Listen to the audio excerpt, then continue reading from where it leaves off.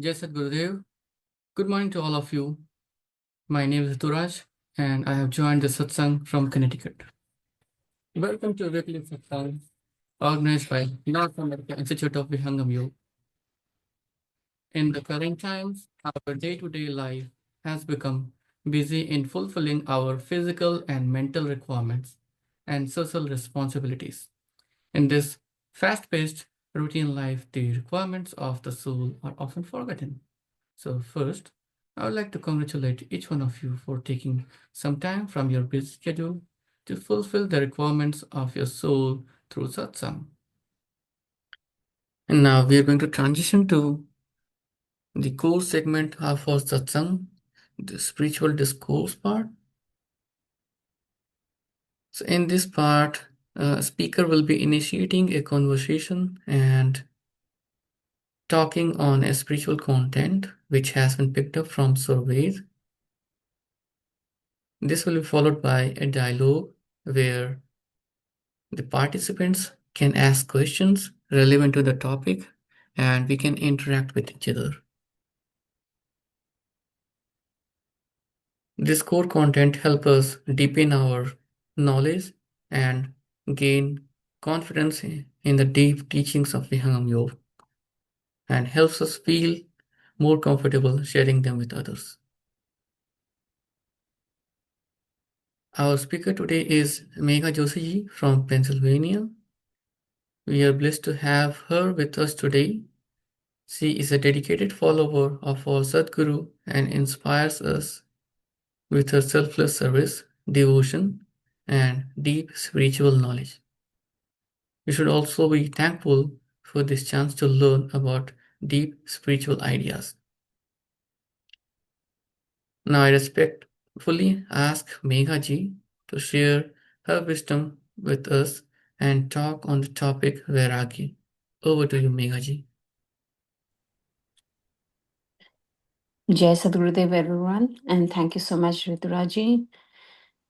I first of all offer my prayer to the lotus feet of the Sadguru and also thank NAIVY for giving me this opportunity to talk on this topic, Vairagya.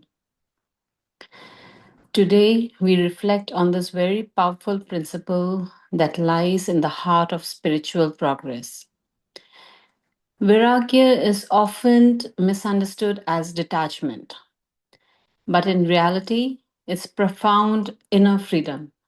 It is not about leaving this world, living in isolation, or running away from your responsibilities.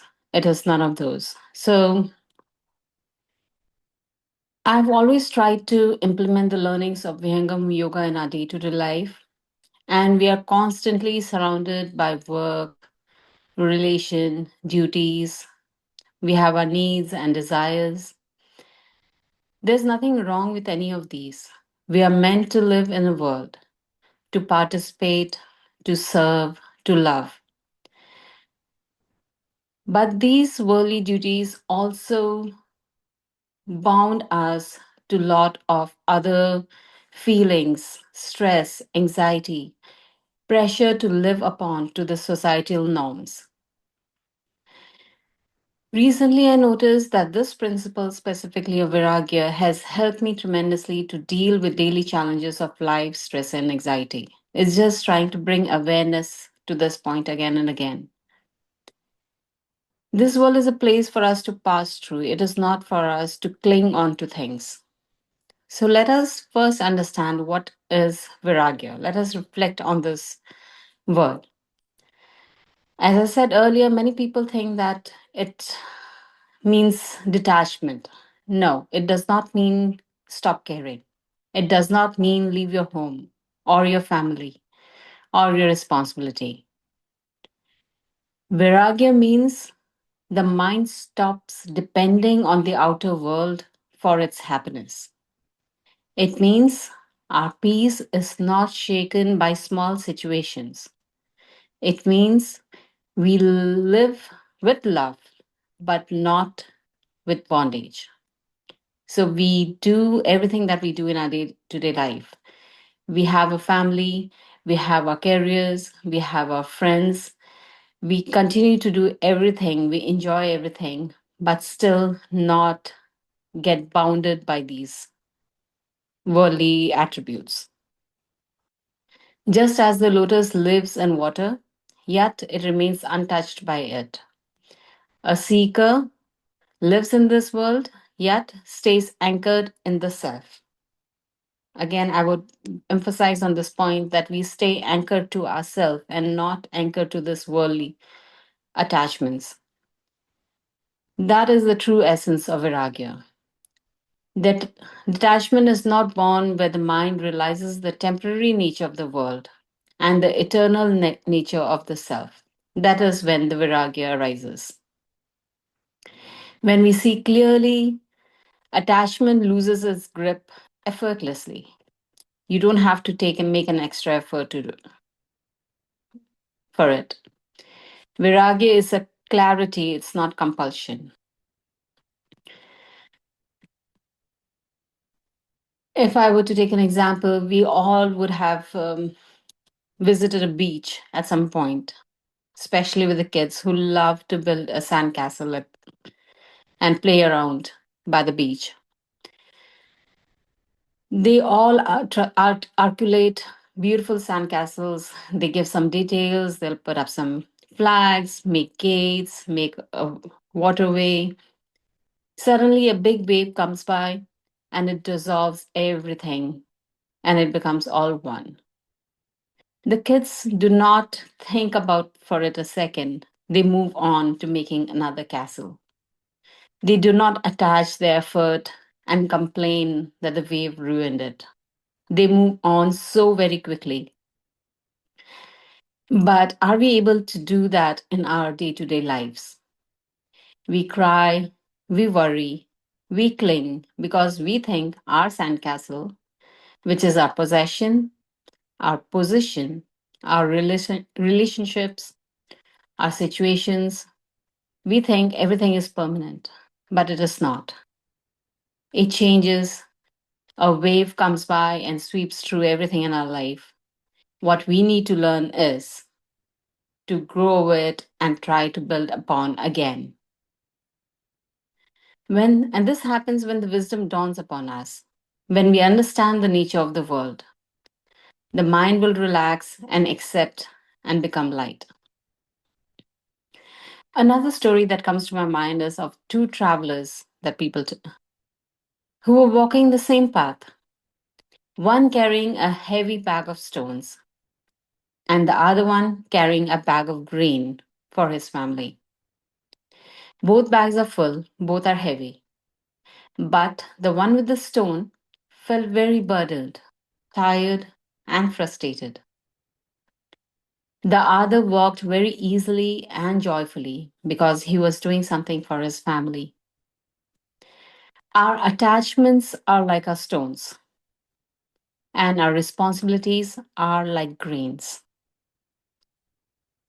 So we need to try to get rid of the stones in our life that are the attachments which anchor us to this worldly activities, yet fulfill our responsibilities. Never, never ever it's going to happen that we need to get rid of our responsibilities. No, our responsibilities are our priorities. But if we make an effort to get rid of our attachments, which are anchoring us down, will lift a heavy burden from us.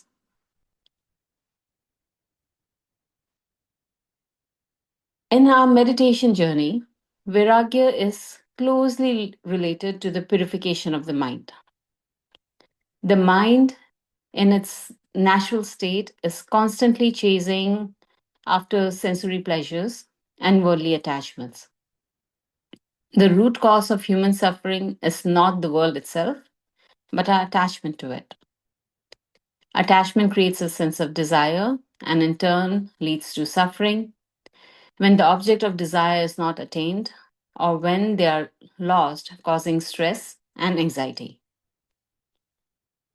Meditation without Vairagya is trying to sail a boat with an anchor still down. You may move a little, but you cannot cross the ocean. When Vairagya blooms, the anchor rises, the boat moves freely, and the journey becomes more joyful.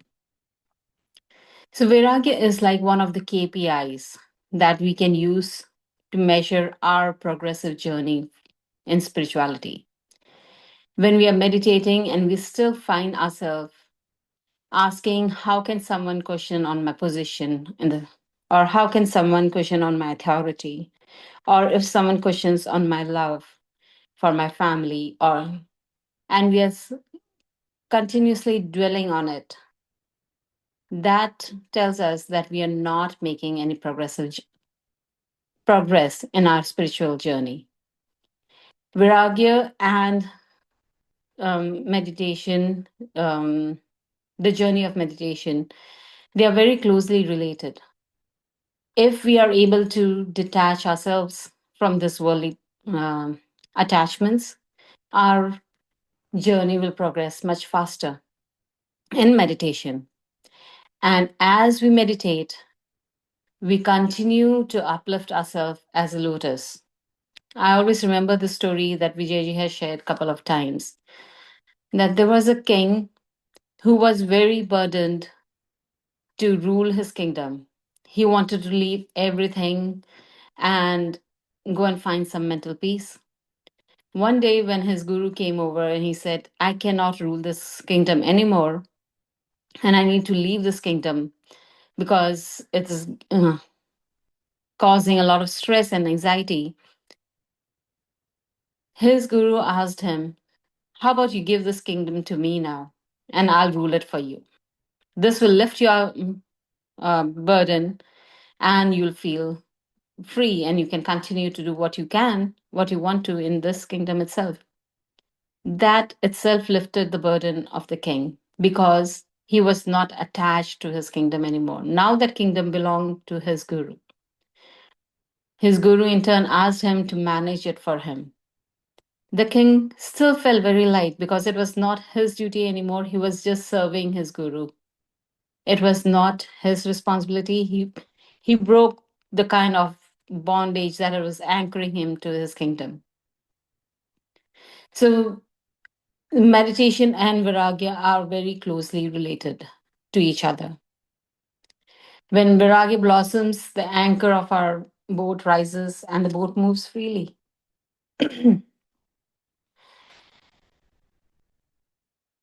The mindful of desires cannot rest. We keep jumping like a monkey from one branch to another. But when Vairagya enters, even slightly, the mind begins to settle. And like I said, it is a KPI that we can use for ourselves to see if our mind is feeling settled. Are we turning inwards? People sit for meditation, but if their hearts and mind are full of anger, fear, full of hurt or longingness, they cannot meditate. How will our heart find its silence? How do we find silence within ourselves? It is true Vairagya. Vairagya does not make us cold, it makes us balanced. It teaches our heart to love without losing our own self. It teaches mind to accept without holding on.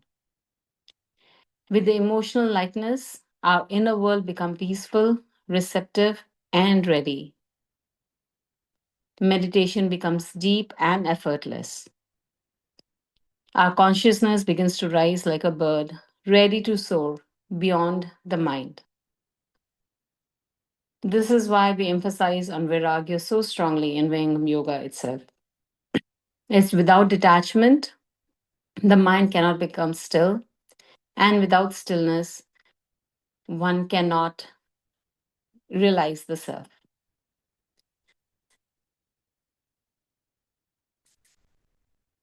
This is where I like to stop today.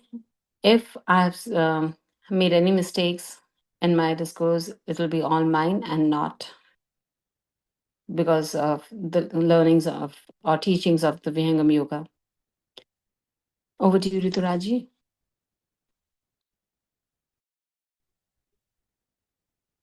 Thank you so much, Meghaji, for your excellent guidance and teaching on the subject. Anybody who has any burning question or any thoughts that you'd like to share on the same narrative? Share any narrative on the same lines? Please come forward and share your insightful thoughts. The forum is open. Feel free to unmute. We want to hear you.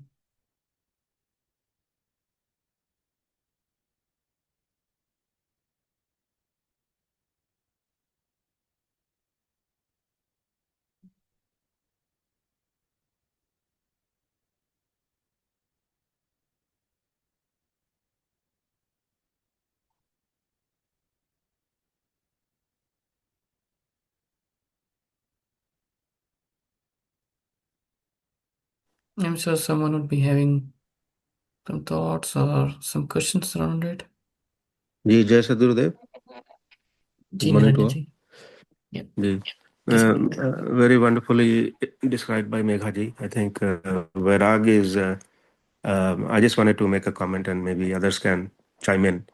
And the definition also the way I understand about Vairag is I think in one of the earlier satsang we were discussing there's a 4 pillar of the spiritual evolution, which was like bhakti, gyan, vairag, and moksha. And so gyan and vairag and bhakti looks like they just will be so interconnected. It will happen naturally. And I don't know what exactly the sandhi viched of vairag is, but my understanding is that there's two things. The way the vairag, if the bhakti is manifesting in the right direction, then the vairag can happen in two ways. One is that the because if the Almighty wants to push the disciple towards his sharan, then either he will eliminate his rag towards the subject or object, or he will remove the object or the subject. So and the way that happens, I'm just saying based on my listening of Mahapurush and Sant Vanis, and the way it happens looks like is the disciples who have aroused their vivek, in that situation the vairag is done by eliminating the rag or the attachment towards the subject. And in case of where it is there's no vivek but there's a strong bhakti, then then the Almighty will actually remove the subject altogether. And that is why sometimes we see both kind of scenarios playing out, where there have been kings in our culture, such as Raja Janak, Raja Amrish. Story is very, very, very widely described in Puranas. I think mostly Bhagavad Puran, where they had attained that the Vivek level of Vairagya, where they were asked by their guru to um, to surrender their kingdom to the feet of the guru and work for the guru, because they were really good kings.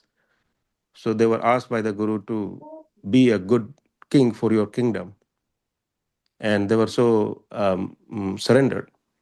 And there have also been situations where the Almighty has actually taken away the subject altogether. And so the test happens. The Almighty will test both kinds of barag by taking these kind of measures.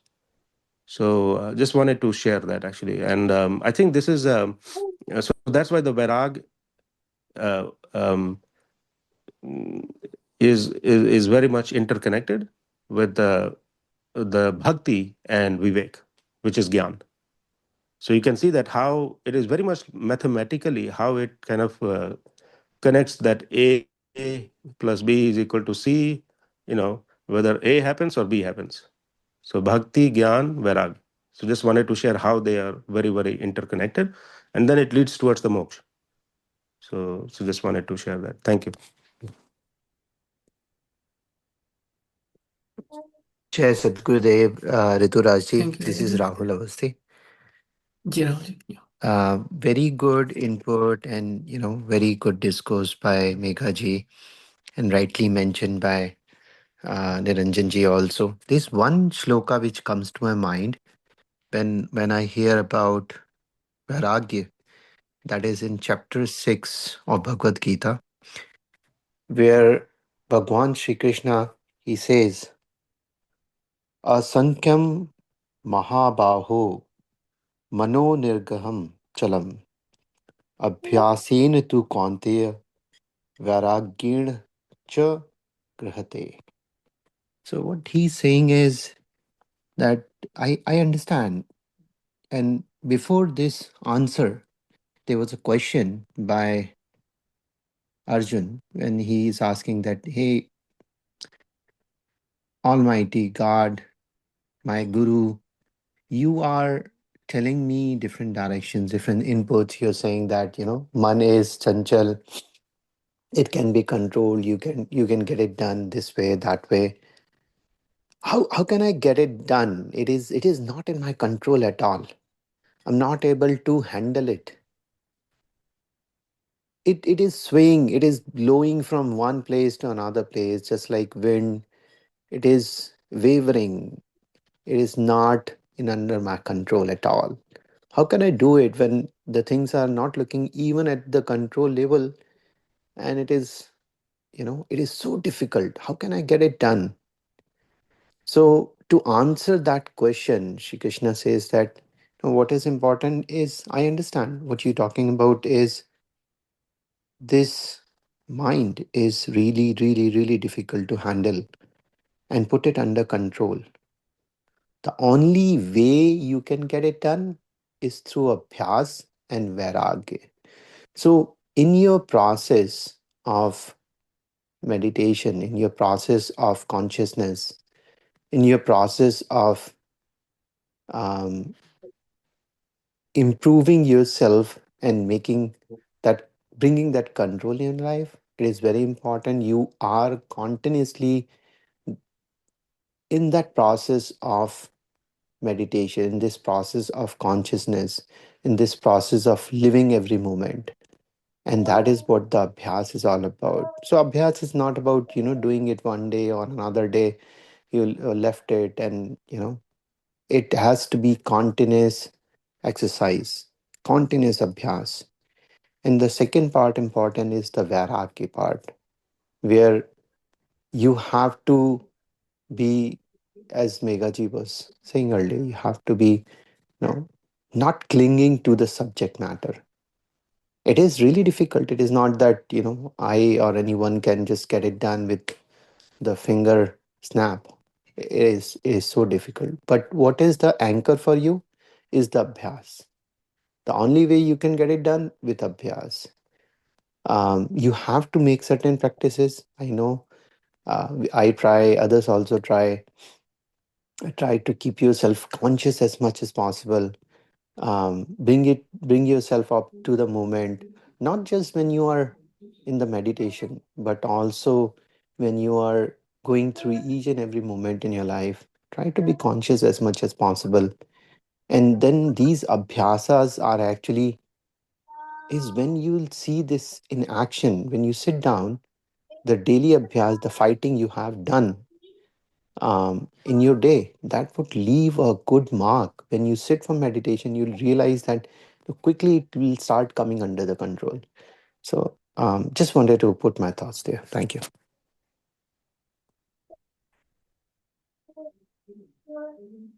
Thank you, Rahulji. Anybody else would like to add anything? Yes, I have some comment on Vairagya. Very, very good discussion right now. I have something Yes, Guruji. to add to this. Vairag is one of the 4 requirements of the disciples or seekers. Vivek, Vairag, Shat Sampatti, and Mumukshatva. These are all we have to develop within ourselves, and Vairag is one of them. For me, they all work together. It's not separate. Vivek and Vairag is not separate.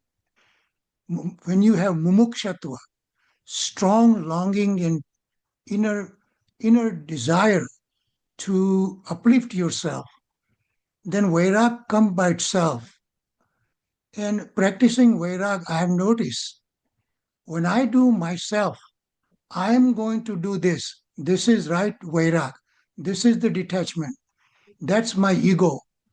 What I try to do is when I say, Oh Sadgurudeo, what should I do here? Then the right decision comes. And Sadguru just tells us, follow this. Every situation is different. There are no rules in what to do, when to do, as a one thing only. It's very flexible. Situations are different, and Sadguru guides us. So for me, Vairag is an attribute that we have to practice in a way that what would my Sadgurudev would want me to do now? Today, it may be this. Tomorrow, same work could be different. And as long as I have that feeling of longing, the decisions work out well. This is what I have to say.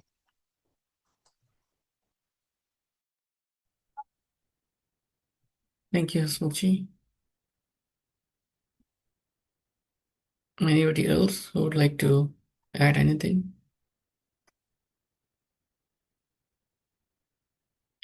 Or anyone new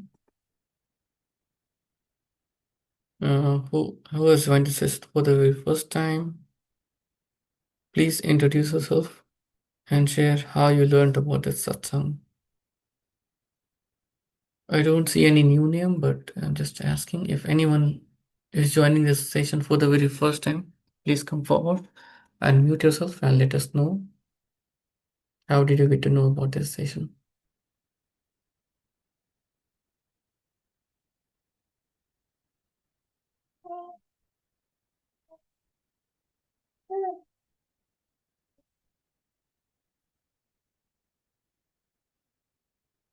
All right, I'll take it as a no.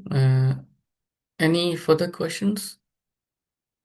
If not, I wanted to add one other thing. If Ji Nazi. NP Uncle Ji is on the line, if he has something to share on the Vairag. Mhm. NP Uncle Ji, do you have something that you want to share about the Vairag? हाँ ठीक है। जय सदगुरुदेव, सबको जय सदगुरुदेव। जी जय Yes, Satgurudev. देखिए, वैराग्य जो शब्द है, आपको हम लोगों को स्वामी जी के सिद्धांत को पकड़ना होगा इसको समझने के लिए। वैराग्य जो अपने आप में एक शब्द है, वह किसका विपरीत शब्द है, किसका विपरीतार्थक शब्द है? राग का विपरीतार्थक शब्द है वैराग। तो स्वामी जी जो स्वरवेद में लिखे हैं कि जैसे राग का विपरीत है वैराग्य, तो वैराग्य यह अपने आप में एक रोग है।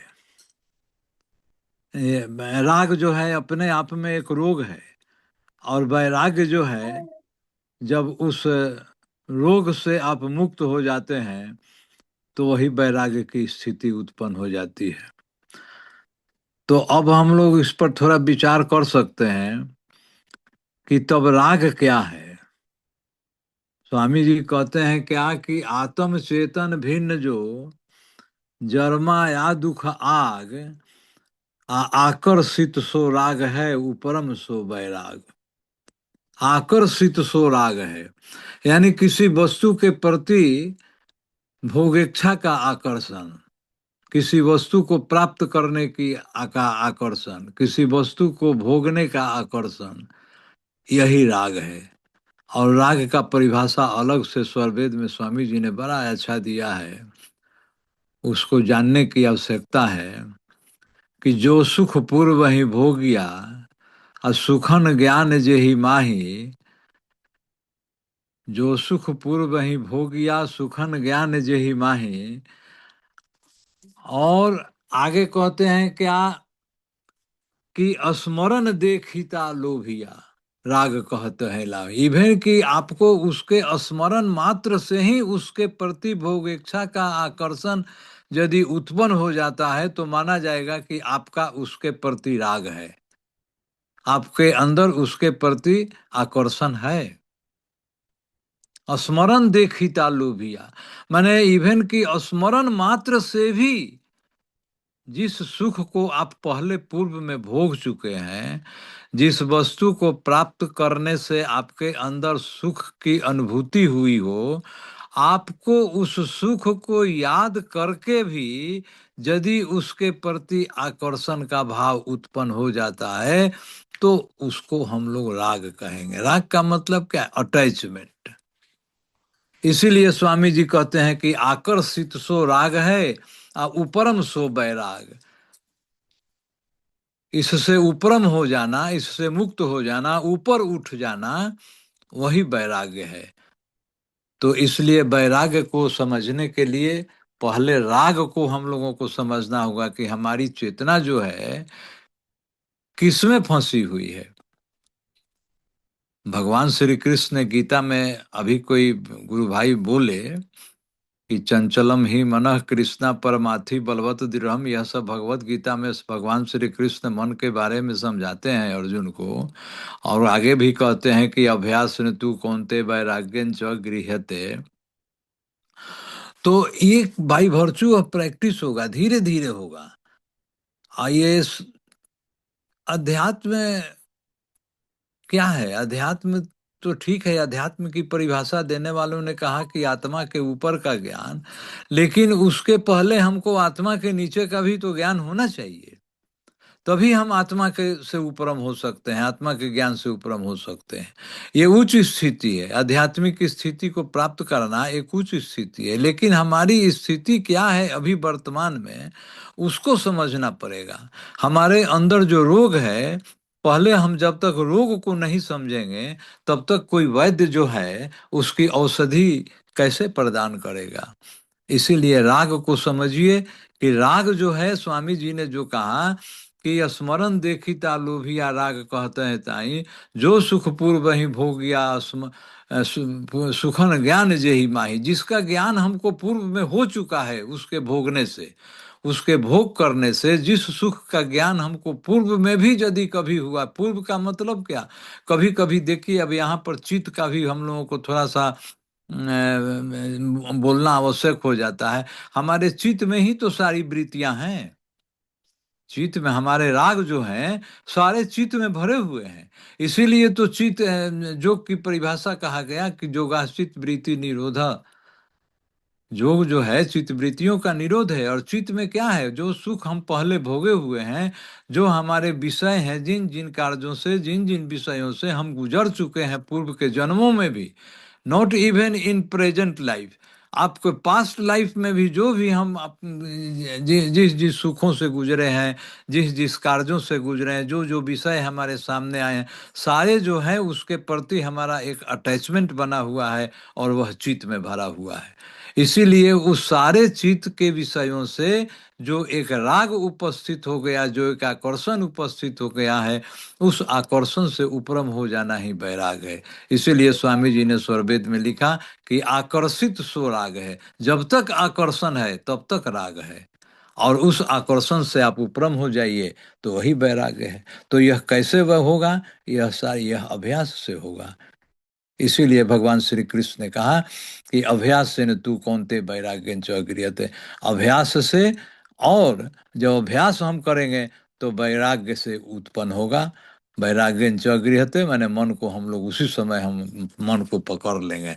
वही समय हम मन का, हमारा जो निरोध कहते हैं ना कि मनो निरोधम, मन को कैसे निरोध किया जाएगा, तो वह उसी अभ्यास से होगा। लेकिन अभ्यास काहे के लिए होगा? हमारे अंदर जो राग उत्पन्न हो गया है, जो हमारे अंदर राग जो है रोग बन करके उपस्थित हो गया है, उसी रोग से आप कैसे उपरम हो गए, उसके प्रति जो हमारा आकर्षण है, उस आकर्षण से कैसे उपरम हो गए, यह स्थिति को प्राप्त कर लेना वैराग्य की स्थिति है। तो यही इन ए नट सेल राग की परिभाषा है और वैराग्य की परिभाषा है।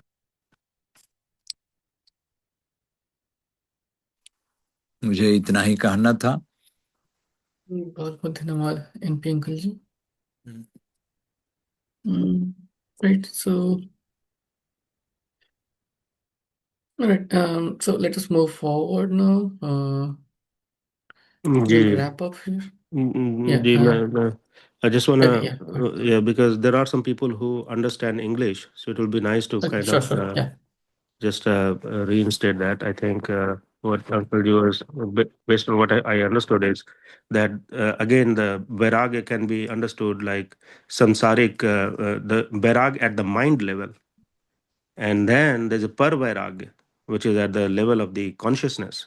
So, in the Swarved that Swamiji talks about is the real vairag happens because any vairag that we understand in the at the level of the mind creates karma,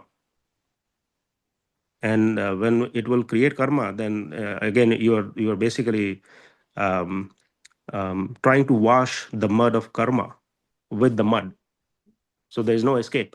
It's like a vicious cycle.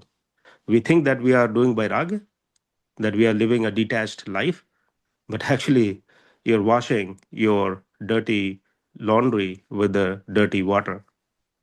And that is where but the real question is, how do you go from there to the par vairagya, which is the real vairagya, where it happens at the level of the consciousness, and that will happen with the devotion, and that will happen with the with what Uncle Ji was saying, where the not only the detachment is there, but even the mm, mm, desire for any attachment is eliminated. So I think the vairag, even I think there was a prasang in uh,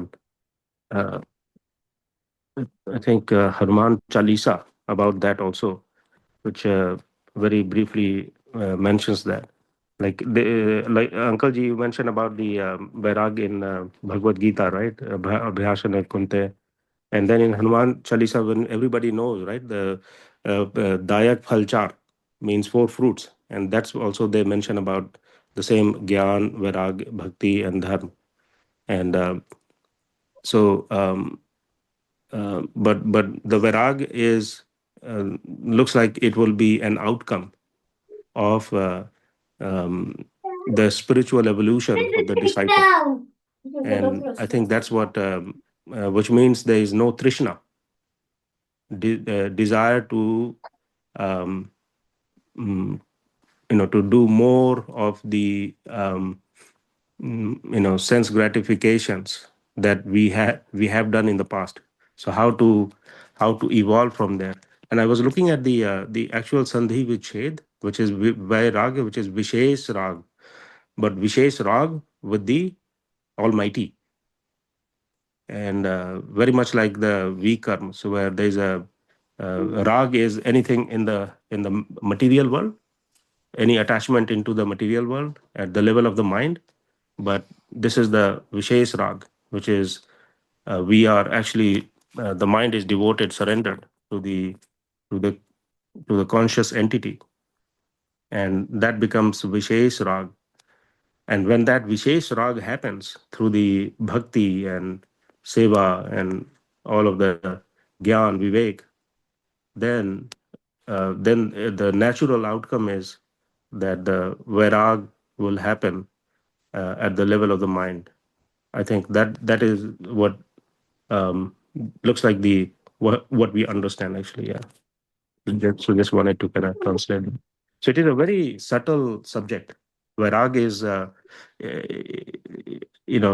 the even if you listen to a lot of other sansthan, right? They think that by distributing books or by kirtan and bhajan and a lot of things, the vairag is already happening just because they are not too much engaged in everyday activity. But all of that, lot of that thing probably is happening at the level of the mind. So, but the akarshan, which is the desire to um, or the attachment from the deeper inside is still there, and because it is still happening at the level of the mind. So somehow it has to transcend. If it happens at the level of the mind, then the mind has to be surrendered completely onto the lotus feet of the conscious entity. Only then I think the vairag, which is the vishesh rag or par vairag, is possible. So it's an outcome that will happen over a long period of time. Yeah. If anybody has some more input or question, feel free to. Yeah. Thank you.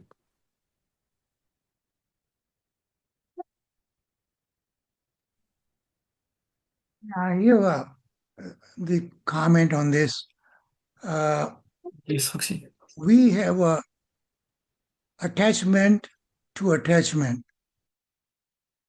and we have attachment to detachment also.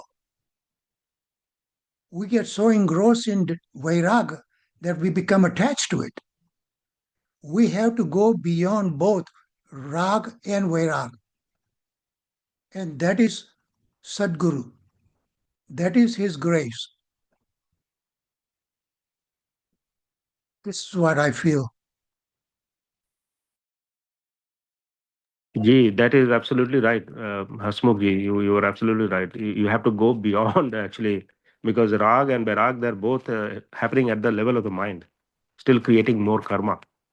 So one has to go beyond at the level of the consciousness, and that will only happen over a period of time with the seva satsang sadhana. So I think answer to a lot of these things is, the outcome is dependent on the purusharth actually, and vairag is the outcome. I think the real vairag is an outcome which will happen with these things. Yeah. I don't know if Pankaj, if you have something else to add to it, or anybody has more questions around that. But that has been my understanding. Yeah. And one other thing is that, very very popular prasang, right? In the bhakti movement is by Mirabai, which is Mere to Girdhar Gopal or Dusaro na koi. I think this thing sums it up actually. When that stage is attained, where, I mean, even like we say that we are living in the family and we are loving our family members, and we are doing bhakti, and then we have attained vairag. No, it's a long way.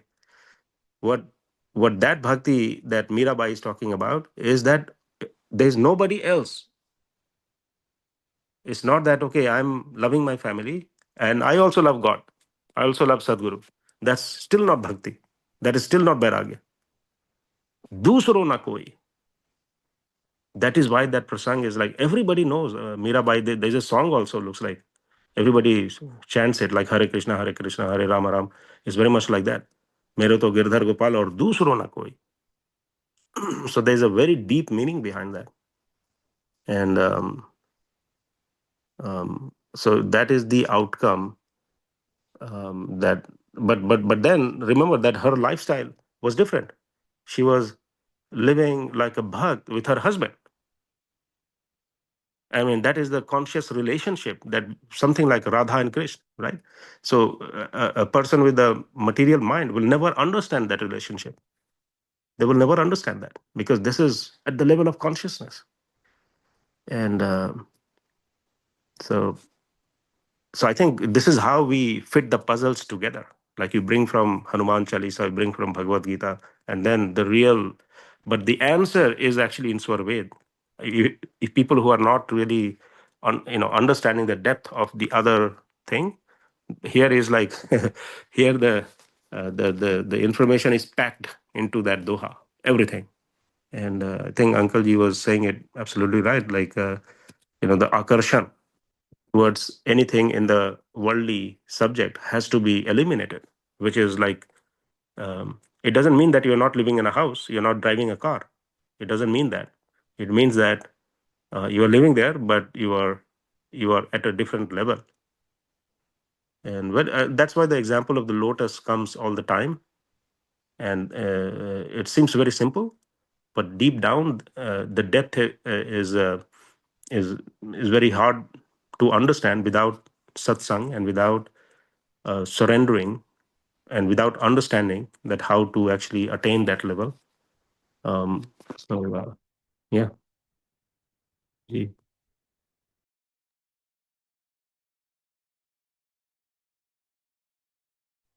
Thank you, Niranjanji. We had a pretty good discussion today.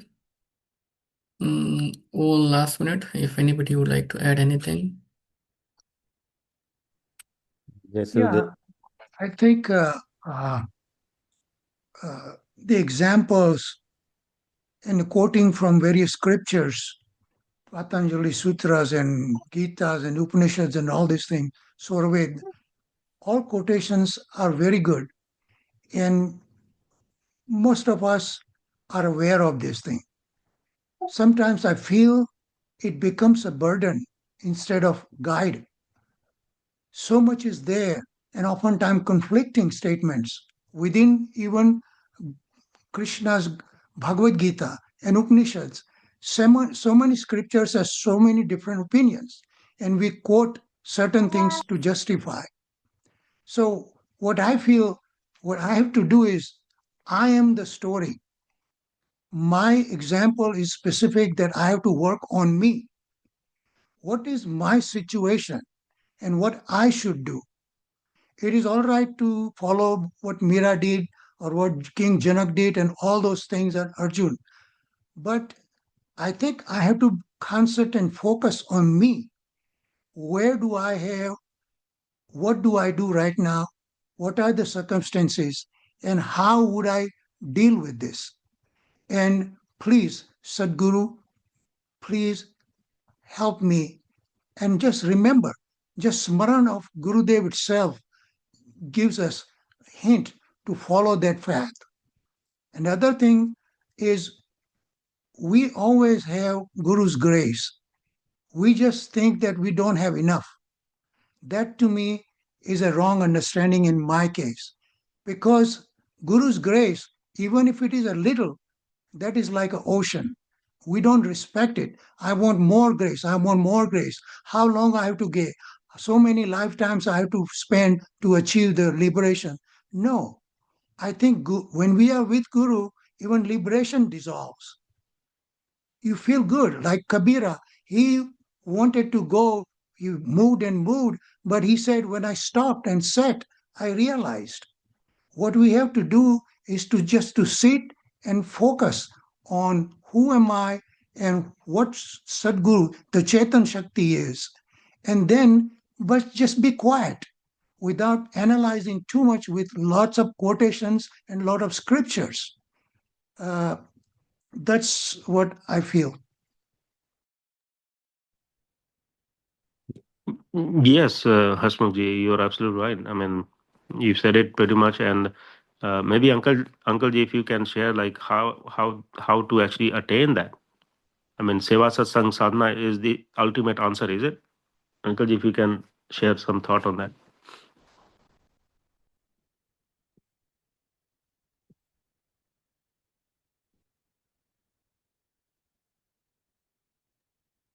Yes, Uday, I just have one thing to share.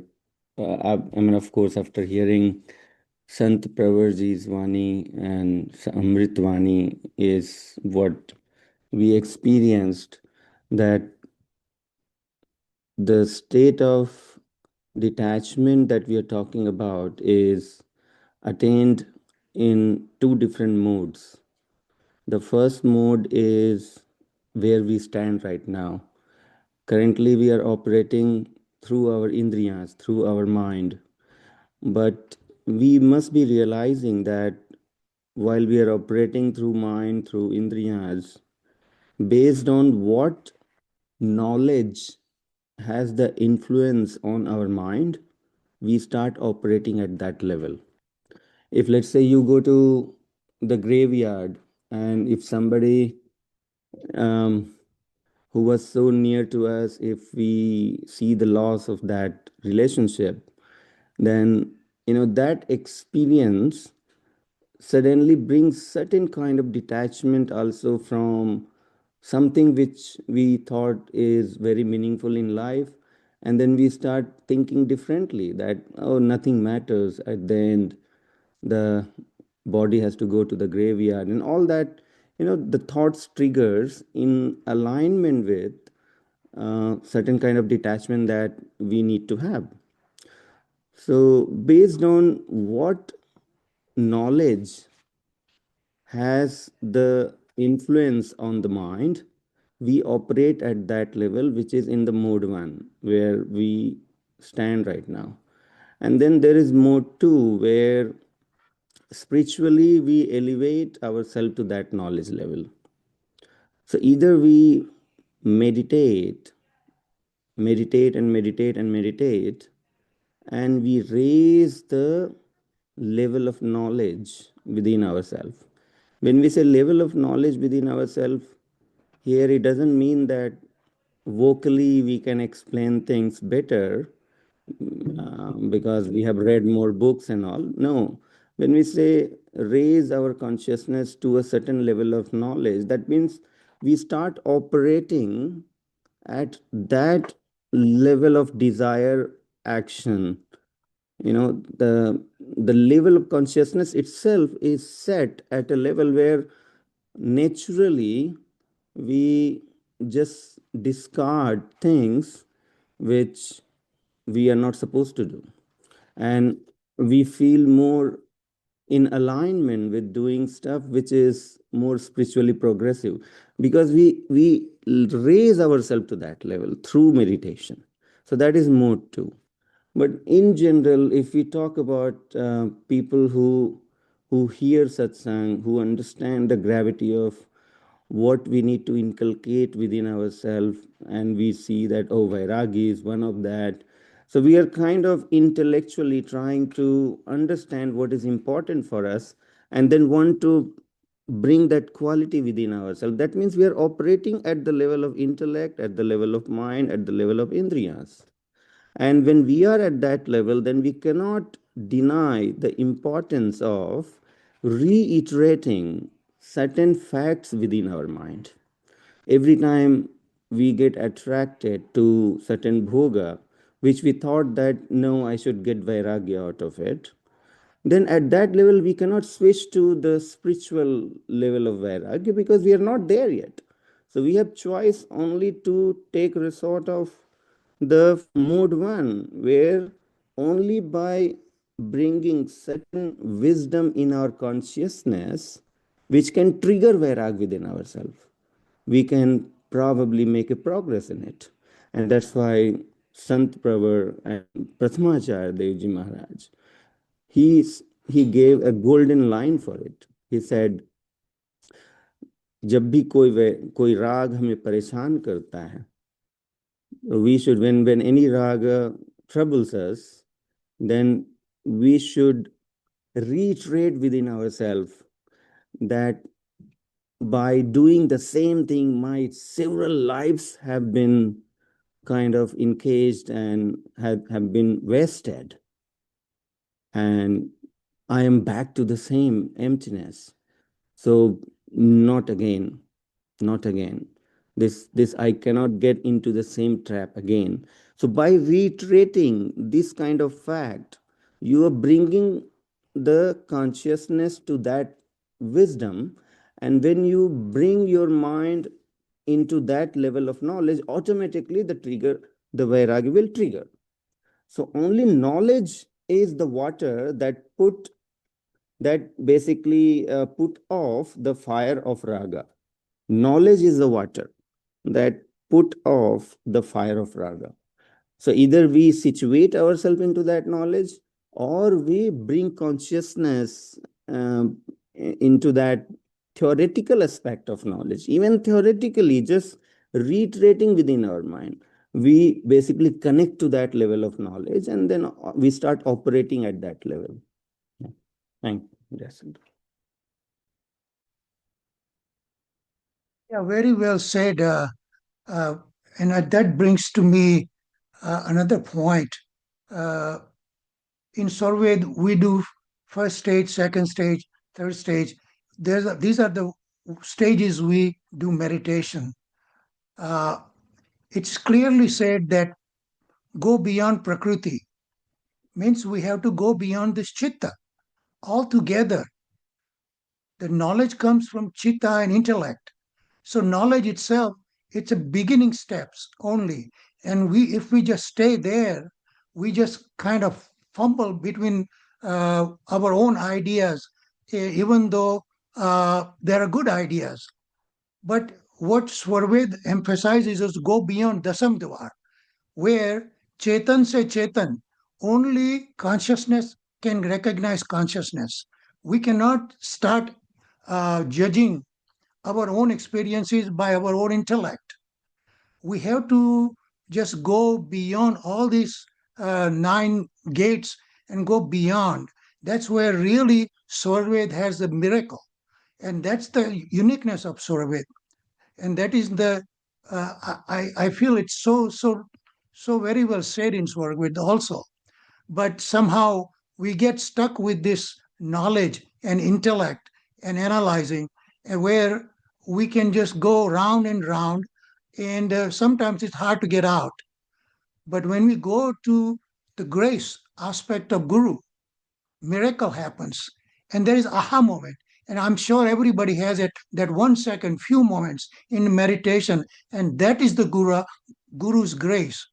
And to me, that is the herat, the surprise, the aha moment, that we should be happy with it and content with it. We don't have to go anywhere else. Just stay with that moment and that experience. That's what.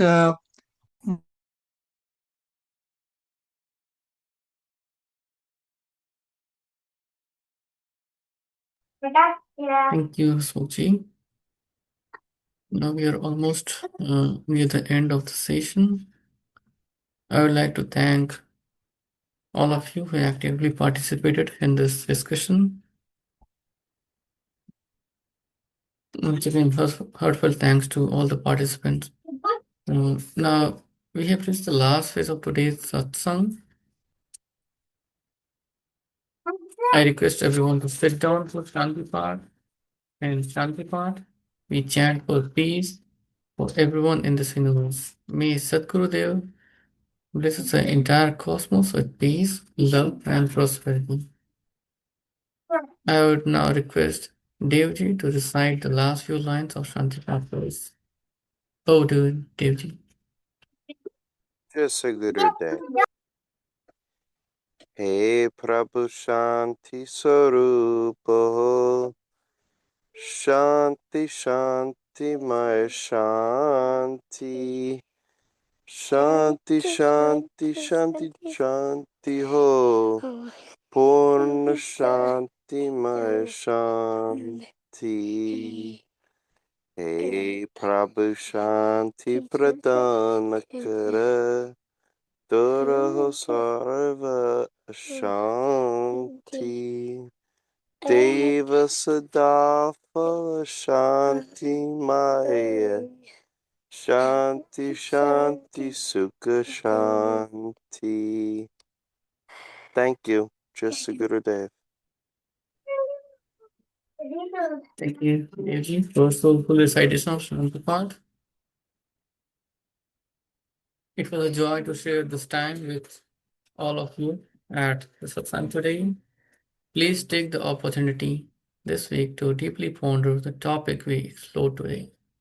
A heartfelt thanks to Sulvaji, Srirangji, Meghaji, Niranjanji, Rahul Avasthi, Hasmukh Patelji, and Vijay Kumarji for their dedicated seva, thoughtful participation, and the valuable energy they brought to the discussion. My appreciation also goes out to the entire team who were flawlessly organizing and coordinating this satsang. May Sadgurudeo bless us all with a week of peace and spiritual growth. I look forward to seeing you next Sunday at 9 a.m. on this Zoom session. Wishing you a beautiful day and week. Jai Sadgurudeo.